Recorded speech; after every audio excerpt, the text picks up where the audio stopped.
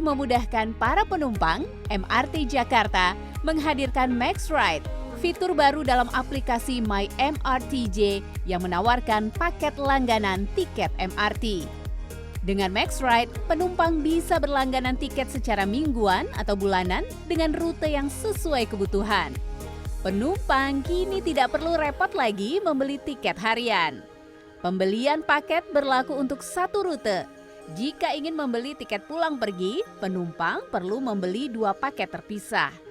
Penumpang juga bisa menikmati diskon hingga 20% untuk pembayaran melalui kanal tertentu, sehingga perjalanan jadi lebih hemat. Tak hanya itu, dengan Max Ride, penumpang juga bisa menikmati berbagai promo menarik dari puluhan tenan di stasiun MRT dan di pusat perbelanjaan sepanjang jalur MRT dan Jabodetabek. Saat ini, aplikasi My MRTJ telah digunakan lebih dari 57 juta kali setiap tahunnya oleh lebih dari 600.000 pelanggan. Angka ini menunjukkan kepercayaan dan kepuasan pelanggan terhadap layanan digital MRT Jakarta. Kini, aplikasi My MRTJ tidak hanya berfungsi untuk membeli tiket dan mengecek jadwal MRT, tetapi juga sebagai akses ke berbagai fitur gaya hidup dan promo menarik.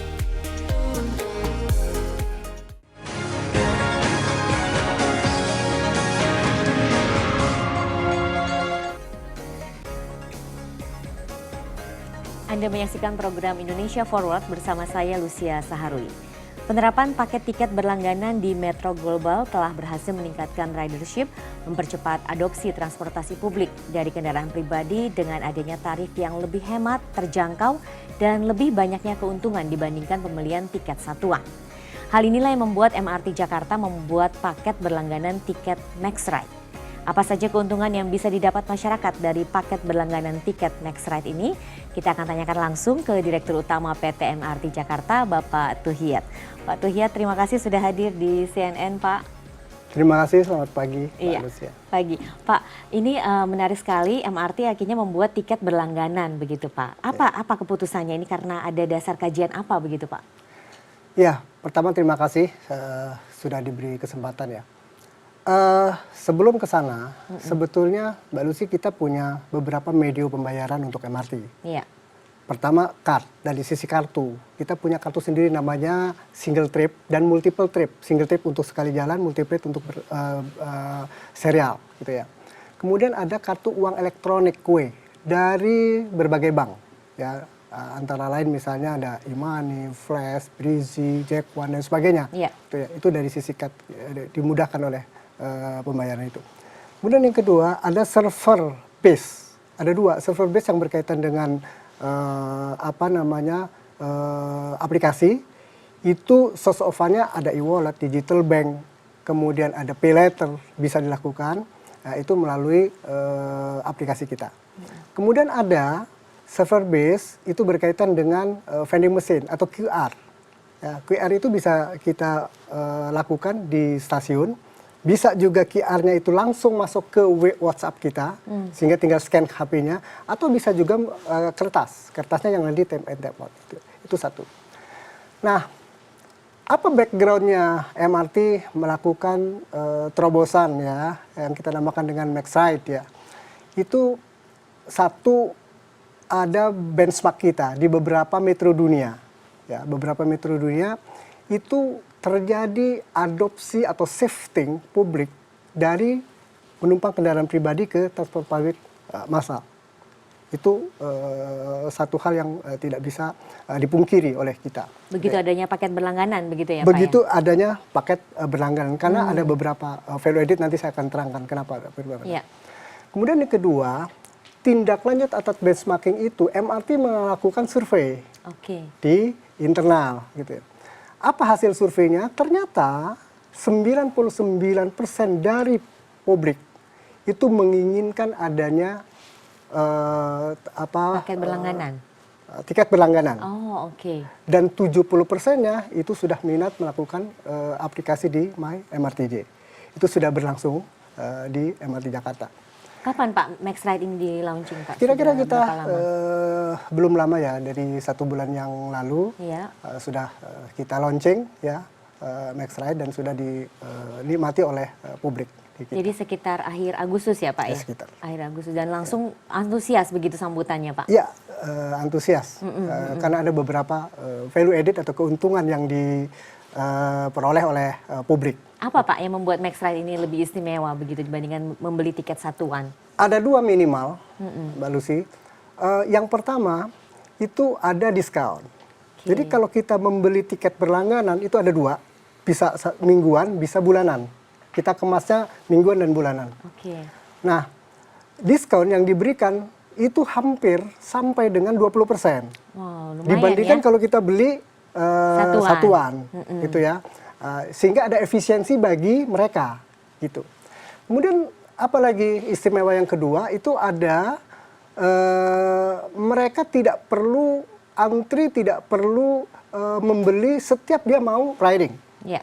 Jadi seamless, Iya. nyaman, gitu ya. Jadi udah di setup sejak awal.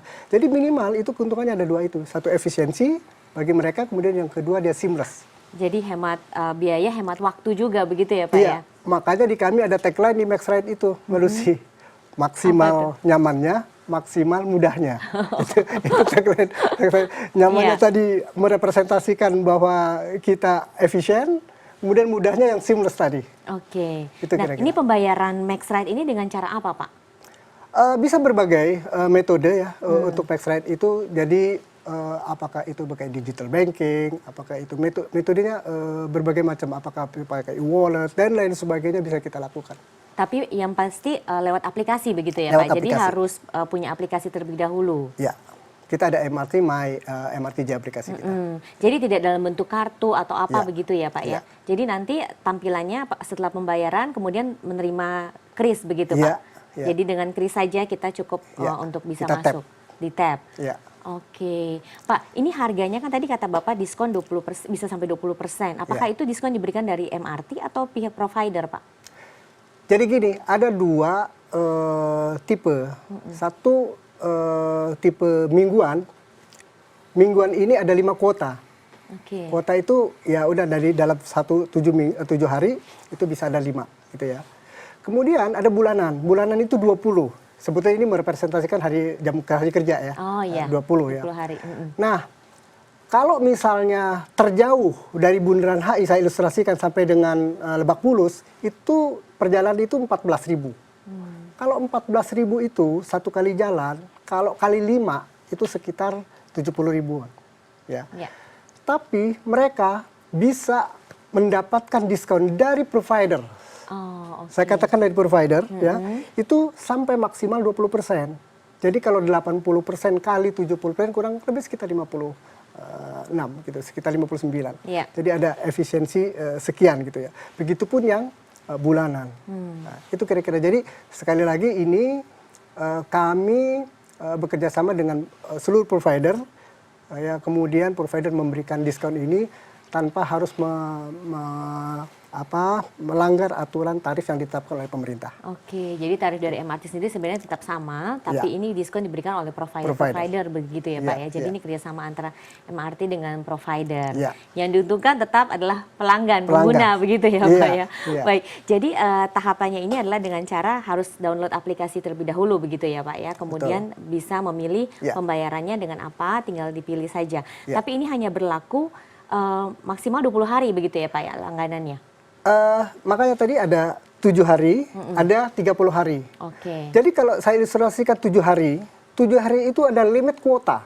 Oke. Jadi kuota yang 5 tadi harus dihabiskan dalam waktu 7 hari. Ya. Tidak boleh lebih dari 7 hari. Atau yang kuota 20 hari dalam sebulan harus dihabiskan dalam waktu 30 hari. Oke, baik. Kan bisa dia kapan mau dia gunakan. Iya. Di dalam lingkup hari itu. Oke, baik. Nah, ini tentunya akan membuat diharapkan bisa menarik lebih banyak lagi begitu ya Pak ya calon pengguna MRT. Ya. Nah, tentunya selain dengan tadi kemudahan-kemudahan ada juga nilai tambah apa lagi yang mungkin bisa ditambahkan di MaxRide ini, kita akan bahas lebih lanjut lagi nanti Pak. Ya. Pemirsa jangan kemana-mana, kami masih akan kembali sesaat lagi.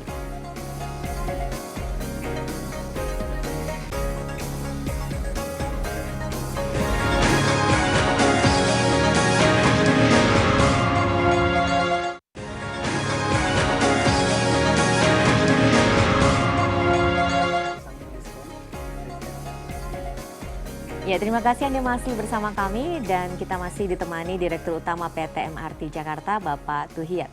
Pak, tadi sudah dijelaskan soal diskon ya, dari diskon biaya begitu dari MaxRide ini. Nah, nilai tambah apa lagi Pak yang bisa didapatkan Pak dengan menggunakan MaxRide? Iya, tadi saya sudah sampaikan ya, minimal ada dua nilai tambah bagi publik, bagi pelanggan. Ya. Pertama, tadi ada diskon dari provider. Kemudian yang kedua, itu ada diskon dari tenan di area MRT Jakarta. Kemudian yang kedua juga bukan hanya dari tenan di MRT Jakarta, tapi dari point of interest yang ada di sekitar MRT lain atau jalur MRT, apakah itu coffee shop, mall dan sebagainya, itu bisa diperoleh dari itu ya posisinya. Itu kemudian yang terakhir, yang ketiga tentunya yang tadi nilai tambahnya adalah tidak perlu repot. Nyaman, seamless gitu ya. Jadi tiga hal itu. Jadi ada juga kemudahan-kemudahan dengan diskon dengan tenan-tenan yang ada di sekitar MRT begitu ya Pak ya. Oke, Pak, apakah Bapak optimis MaxRide ini bisa mengubah pola pikir masyarakat yang tadinya lebih cenderung ke kendaraan pribadi menjadi ke kendaraan umum begitu? Saya sangat optimis ya, mengingat pertama di MRT sendiri sebetulnya sudah ada prosedur untuk memberikan pelayanan terbaik bagi masyarakat. Misalnya apakah dari sisi pelayanan station, ya, journey-nya selama melakukan perjalanan, kemudian pelayanan berkaitan dengan on time performance. Karena yang kami jual terus terang, MRT Jakarta itu menjual satu pelayanan terbaik, yang kedua tepat waktu. Tepat waktu kami gunakan. Nah, MaxRide itu tambahan dari itu, karena publik akan mendapatkan keuntungan dari adanya efisiensi tadi, dan adanya benefit yang dari tenan tadi. Nah, dengan adanya itu, publik akan shifting, teradop dari yang tadinya menggunakan kendaraan pribadi, shifting kepada kendaraan transport publik massal. Seperti yang terjadi di beberapa negara. Itu kami sangat optimis untuk itu. Oke, tapi bagaimana mengantisipasi tantangan dari sisi eksternal Pak? Misalnya sinyal internet yang kurang stabil atau kemudian juga mungkin HP-nya pada saat mau digunakan lowbat, itu bagaimana Pak? Ya, pertama MRT Jakarta melakukan satu kerjasama dengan provider tertentu untuk wifi gratis yang ada di seluruh MRT lain. Ya. Satu itu. Kemudian yang kedua, semua provider telekomunikasi itu sudah bekerja sama dengan kami. Jadi kalau misalnya ada salah satu yang itu insya Allah tidak akan ada tergantikan oleh yang lain. Tapi backbone atau backup kita itu ada kerjasama dengan dedicated provider yang tadi yang satu untuk wifi gratis yang sepanjang MRT Jakarta. Jadi masalah sinyal seharusnya bisa terselesaikan ya Pak ya? Iya. Oke, jadi ini sebenarnya bisa memberikan solusi ya bagi para pengguna MRT. Pak, sampai hari ini pengguna MRT ini apakah sudah sesuai target per harinya atau bagaimana Pak? Sampai dengan saat ini ridership MRT itu meningkat terus dari tahun ke tahun, dan sampai detik ini kurang lebih sekitar 108.000 penumpang per hari. 108.000 penumpang dari mulai 70.000, 80.000, 90.000, 100.000, akhirnya sampailah sekarang di 108.000. Kita tidak puas sampai di situ. Dan kenapa ini terjadi peningkatan? Salah satunya ada yang kita namakan dengan pool strategi tadi. Pool strategi itu adalah kami bekerja sama dengan provider angkutan seperti Transjakarta, taksi, Grab, Tebengan, dan lain sebagainya. Itu kita masuk di salah satu poin untuk menggrab mereka, untuk mengangkut mereka ke stasiun terdekat. Sehingga mereka tidak kesulitan untuk menjangkau stasiun terdekat MRT Jakarta. Dan impact atas kebijakan atau strategi ini, impactnya kepada ridership MRT itu meningkat 22% ridershipnya. Itu kira-kira yang strategi yang kita lakukan juga, yang namanya kita pool strategi datang dari MRT Jakarta. Oke, baik. Jadi penggunaan feeder ini merupakan salah satu yang bisa meningkatkan begitu ya Pak ya. Betul. Berarti nanti akan di setiap stasiun diusahakan ada feeder atau bagaimana Pak? Iya, betul. Kita upayakan, kita kerjasama, bahkan kerjasama kita ke depannya itu feeder yang menggunakan transport EV. Jadi mendukung. Electric vehicle ya. Ya, kira-kira mendukung ramah lingkungan ya Pak Mendukung ya, ramah produk lingkungan. ramah lingkungan. Oke, Iya. Pak, bagi pengguna MRT ini kemudian apakah ada tambahan tambahan manfaat dengan misalnya reward loyalty pengguna seperti royalty begitu ya, seperti reward begitu, apakah ada? Penumpang MRT atau pelanggan MRT itu sebagian besar dari hasil pengamatan kami adalah loyal customer Iya. yang setiap hari itu menggunakan MRT Jakarta karena dia bekerja. Kenapa demikian? Karena kami masih dalam fase pertama, itu terbatas Lebak Bulus Bundaran Hotel Indonesia. Jadi itu terus ya yang dilakukan. Nah, apa reward yang dilakukan? Saya kira kita kan menetapkan equal treatment ya kepada seluruh pengguna gitu ya. Okay. Nah, salah satunya makanya kami meng-create satu terobosan untuk menciptakan Max Ride, gitu ya. Supaya apa? Supaya nyaman, supaya mudah bagi mereka. Gitu. Karena loyal customer-nya yang dilakukan ya itu posisinya. Oke, selain Max Ride, ada rencana gebrakan apa lagi yang membuat supaya masyarakat ini lebih memilih moda transportasi MRT dibandingkan kendaraan umum yang lain? Kita akan bahas lebih lanjut lagi nanti Pak. Pemirsa jangan kemana-mana, Indonesia Forward masih akan kembali sesaat lagi.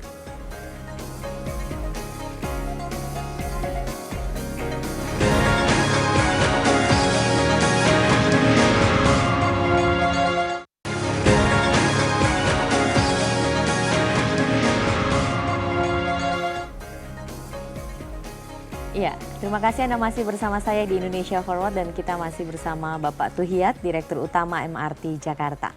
Pak, bagaimana caranya supaya MRT Jakarta ini bisa menjadi moda transportasi umum favorit masyarakat Jakarta? Iya, terima kasih. Sekarang MRT menjadi transport publik favorit ya, khususnya nih kaum milenial nih. Kalau saya amati sekarang ya posisinya. Kenapa demikian? Supaya lebih menarik menggunakan MRT Jakarta khususnya dan shifting dari kendaraan pribadi ke transport publik, itu pertama kita melakukan eduwisata namanya. Eduwisata itu kita lakukan ke sekolah-sekolah sejak dini, SD, SMP gitu ya, untuk menggrab mereka menaiki MRT ya. Kemudian bahkan sampai kita perkenalkan depo yang ada di Lebak Bulus, bagaimana MRT bekerja. Jadi sejak dini mereka kita prioritaskan untuk bisa belajar, kemudian untuk bisa meng-create habit mereka menggunakan transport publik. Itu namanya eduwisata, gitu ya. Kemudian yang kedua, kita juga bisa bekerja sama dengan beberapa event gitu ya. Apa kata event yang kaitannya dengan olahraga, seperti yang ada di GBK ya. Kemudian kita juga ada pre-wed. Tapi khusus untuk pre-wed itu kita punya persyaratan khusus. Misalnya jamnya tidak dilakukan di dalam jam sibuk. Kemudian yang masuk area gerbong adalah gerbong yang bisa kita lakukan. Di samping itu kami juga melakukan event in activation di beberapa stasiun untuk menarik mereka menggunakan transport ini gitu. Apakah itu event seni ya, apakah itu event lainnya yang sifatnya event itu adalah kreatif. Itu kira-kira. Sejauh ini Pak, ada masukan-masukan apa dari para pengguna terkait dengan operasional MRT? Sampai dengan saat ini masukan dari mereka tetap kita tampung ya. Tetapi itu adalah masukan yang sifatnya untuk perbaikan kita. Walaupun secara 99% mereka satisfied umumnya ya untuk menaikkan MRT. Misalnya apa? Mungkin yang sering masukan untuk kami adalah supaya antrian tidak terlalu panjang. Ini bisa terjadi. Ada juga penumpang yang menggunakan kartu uang elektronik yang manual itu masuk di salah satu gate kita dan itu mungkin jumlahnya sudah tidak mencukupi. Ini akan menghambat sekian detik pun akan menghambat antrian ini. Ini yang kita lakukan edukasi dan kita kasihkan terobosan untuk bagaimana caranya, apakah kita mem-pick up mereka dan sebagainya untuk mendahulukan.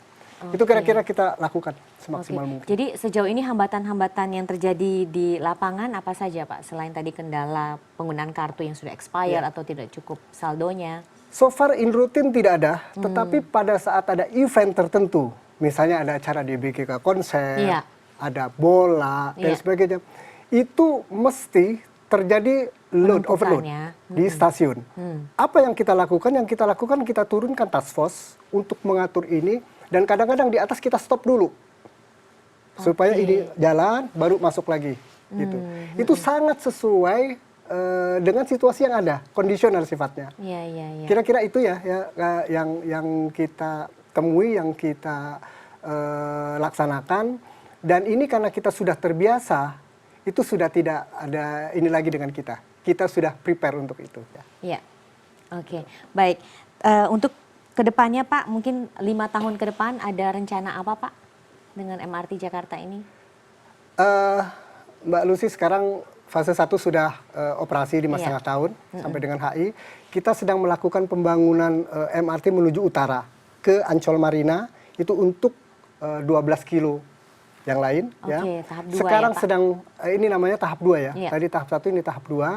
Sekarang kita sedang melakukan satu konstruksi, dan konstruksi average sampai dengan detik ini kurang lebih 42%. Perkiraan kapan Pak?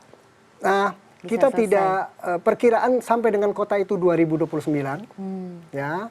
Kemudian sampai Ancol itu tambah sekitar 2031, ya, 3032. Nah, tetapi di dalam pelaksanaannya nanti kami punya rencana nih. 2027 dari Bundaran HI menuju Stasiun Monas ke Harmoni itu kita akan coba operasikan dulu untuk publik. Jadi tidak menunggu sampai selesai 2029 misalnya sampai dengan kota. Itu kita akan Jadi beberapa stasiun yang sudah bisa dilalui kita operasikan gitu dulu. ya, Kita perlakukan dulu sampai dengan finish-nya tidak lagi di Bundaran HI. Bank DKI ya. Ini fase 2. Fase 3 kemarin bulan lalu 11 September dicanangkan oleh Bapak Presiden, itu ruas Medan Satria Bekasi sampai dengan Tomang. Ini 24,5 kilometer yang sudah dicanangkan, dan kita akan siap melakukan operasi. Sudah dilakukan pre-nya saat ini, namun secara finansial kita akan lakukan di awal tahun 2025 menunggu DIPA, turunnya DIPA. Baik. Kira-kira itu. Kemudian fase berikutnya adalah ada fase 4, itu untuk menggrab di area lingkar luar selatan, yaitu dari Stasiun Fatmawati menuju Kampung Rambutan Taman Mini. Ini semuanya underground, ya, 11 km dengan 10 stasiun. Nah, ini untuk juga kita berharap ada interkoneksi di Taman Mini itu dengan LRT Jabodebek. Ya, yang dari Cibubur ya. Cibubur masuk sana bisa langsung menuju Fatmawati dan selanjutnya kemana. Kira-kira itu. Baik, harapan kedepannya apa lagi Pak, selain tadi rencana-rencana yang sudah disiapkan? Dalam rangka untuk men-shifting publik dari kendaraan pribadi ke transport massal. Harapan kami MRT Jakarta menginginkan pemerintah mensupport kita secara penuh ya, terutama untuk extension line. Karena tidak hanya yang tadi saya sebutkan, tapi juga terjadi integrasi di antara line ini, termasuk integrasi dengan berbagai mode yang lain gitu ya.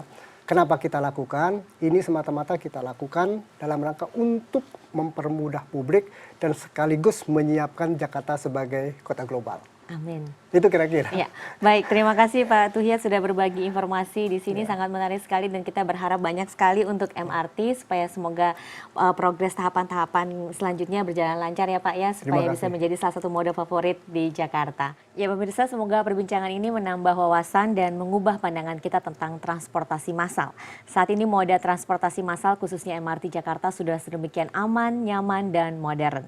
Terima kasih kepada Pak Tuhiyat selaku Direktur Utama PT MRT Jakarta atas waktu serta informasi yang disampaikan. Saya Lucia Saharwi pamit, sampai jumpa. Terima kasih ya Pak.